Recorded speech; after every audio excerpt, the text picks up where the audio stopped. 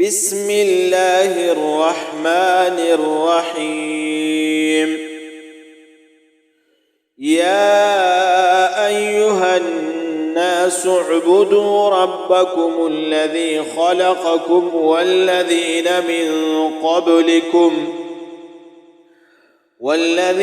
من قبلكم لعلكم تتقون.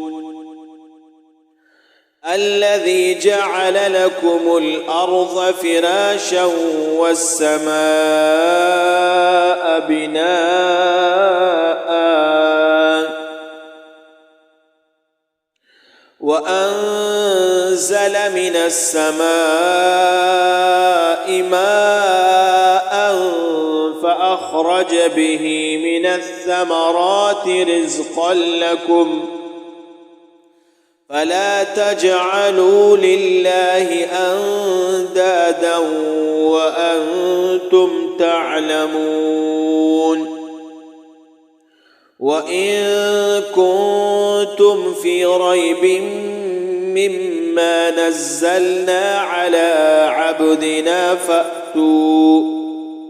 فأتوا بسورة من مثله وادعوا شهداءكم من دون الله إن كنتم صادقين. فإن لم تفعلوا ولن تفعلوا فاتقوا النار التي وقودها الناس والحجارة أعدت للكافرين.